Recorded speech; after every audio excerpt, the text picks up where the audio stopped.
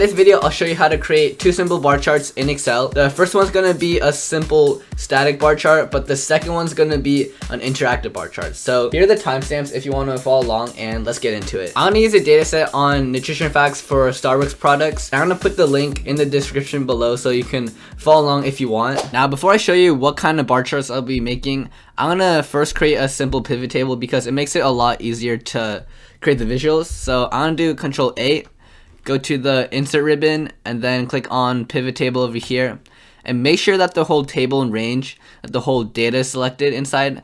And then it says choose where you want the pivot table to be placed. If you want it to be in a new worksheet, make sure to have that option selected, and then click on OK. And now we can move on to the first bar chart. The first bar chart I'll show you is a simple horizontal bar chart, and it only requires two types of columns, a categorical column and a numerical column. So I just moved my camera so that you can see what I'm gonna do in this pivot table fields pane. So first I'm gonna drag the beverage category into the rows because that's gonna be my categorical column, and then for sugars, or for the values, I'm gonna be the sugars because it's my numerical column. And then I don't want the sum of the values, I want to get the average. So I'm gonna go to here, click on the drop down arrow, click on value field settings, and then change it to average. But that's gonna show me a bunch of decimal places, so I'm gonna go to number format. I don't want to see those decimals, so I'm gonna go to number and then change it to 0 decimal places. Click on OK. Click on OK again, and so that looks pretty good. And I'm gonna make sure I'm selected inside the pivot table over here, and then go to the pivot table analyze ribbon, click on pivot chart, and it's gonna show you a bunch of visualizations that you can choose from. But for this video, I want to get a horizontal bar chart. So I'm gonna go to the bar button and then click on this visual. It's gonna show you a preview before you click on it. So I want that, and then click on OK. And so already I get a nice simple horizontal bar chart, but I'm gonna do one more thing with it. I want to sort the bars so that the beverage with the highest amount of sugar is on the top, and the drink with the lowest amount is on the bottom. So to do that, it's pretty easy. You just make sure that you select the sugar column for the inside the table, and then go to the data ribbon, and then click on the sort from A to Z, smallest to largest. Click on that. It's automatically gonna sort the bars in the pivot chart or the bar chart because it's linked to the pivot table. And so that looks pretty good now, but I'm gonna do one more thing again. I'm gonna design ribbon, and I'm gonna add a label. So add chart element, go to data labels, and I want it to be on the outside end. So I'm gonna click on that. And so now you can see the average amount of sugar in grams for each drink. And one last thing, I'm gonna change it to sugar by the beverage. And so that's a pretty simple title.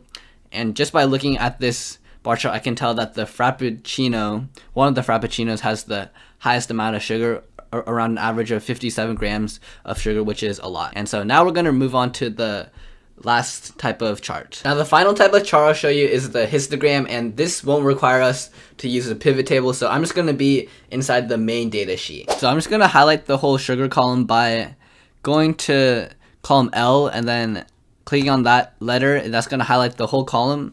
And then go to insert ribbon, click on the histogram button over here, click on the drop down arrow, click on this histogram. So I'm gonna move it a bit to the side where I'll have more space. Okay, I moved this histogram to the side of the data so that I can have space to work with it. And this is basically the default histogram. If you're fine with this, then you're pretty much done from here. But I want to show you some more things you can do with it. So I'm going to show you how to change the width of each bin on this x-axis. So to do that, you have to double click on it and then go to this axis options section and then click on bin width. And instead of being 11, I want each bin to be 10. So I'm going to change it to 10. And so you can see that it automatically changes the graph or the histogram. So you see it's 0 to 10, 10 to 20, 20 to 30. And you can add data labels to this visual by going to the chart design ribbon, clicking on add chart element, data labels, and I want it to be on the outside end because that looks pretty good. I'm also going to change the title to sugar distribution. And I'm also going to remove the y-axis because I don't really need these numbers on the y-axis because I already have the data labels now. So I'm gonna click on this plus sign over here, go to axis, click on that arrow, and then deselect the primary vertical button. So now it only shows the x-axis, which is the bins. Another thing you can do in any histogram in Excel is you can add an underflow and an overflow bin. So I'm gonna click on the visual, click on the axis, and then go to axis options, expand that, and then over here you'll see two options, overflow and underflow. I'm gonna first show you the underflow bin. So let's say that you want all sugar values less than 20 to be its own separate bar. So if I check that and then change it to 20, then you can see that all the values that are less than 20, it's going to be its own bar. So it's going to change how the distribution looks. Now on the flip side, if you want to lump all the values on the higher end into its same bin, then there's something called the overflow bin. So I'm gonna deselect the underflow bin, click on overflow bin, and right now it's set to 50. So what that does is it's gonna combine all the values that are greater than 50 into its same bar on the histogram. So it's gonna change the shape of the distribution. One more thing I'm gonna do with the histogram is make it interactive. So I'm gonna add a slicer next to the visual to make so they can see how the sugar distribution changes based on the filter that you put on. So I'm gonna make sure I'm selected inside the data, and then I'm going to go to the insert ribbon, click on slicer, and then I want to filter on the beverage category column. So click on that, click on OK, and that's gonna give me a nice slicer where I can choose which values to filter on inside the column. But I'm gonna do one more thing before I actually use the slicer. I'm gonna click on the visual, I'm gonna right click on format chart area, go to the size and properties button, and I want to make sure that I'm selected inside the don't move or size with cells. The default option is move in size with cells, but if you select that, then it's gonna, if you click on each different button in the slicer, the whole visual is going to move around with it. So you want to make sure you're selected on don't move or size with cells. And so once you do that, then you're good to go. So now if you click on each different type of drink, you can see what its sugar distribution looks like. But let's say you want to see multiple types of drinks at the same time, then you can click on this multi-select button and then click on a bunch of different multiple drinks in the Starbucks place, and that's going to show you the sugar distribution.